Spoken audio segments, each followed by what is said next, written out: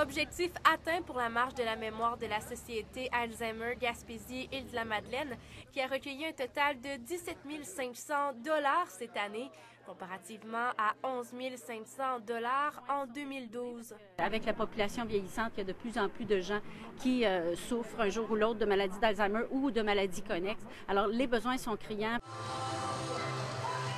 Pour le secteur Saint-Alphonse-Nouvelle, c'est au centre communautaire des Voltigeurs à Maria que les marcheurs se sont réunis pour soutenir les personnes atteintes de cette maladie. Je connais des gens qui sont atteints de la maladie d'Alzheimer, des jeunes et des moins jeunes.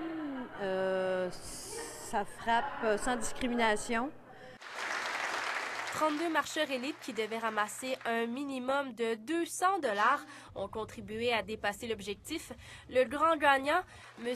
Régent Applebite, qui a récolté plus de 2600 $. J'avais du temps à donner, puis je voulais faire ma part. Madame Thérèse Sliger a amassé 2230 $ pour tous ses proches dans sa famille qui sont atteints d'Alzheimer. Il y a eu rendre service quand je pouvais, puis les faire rire quand il n'y a pas envie de rire. J'espère que ça sera pareil si jamais, mais je ne me le souhaite pas.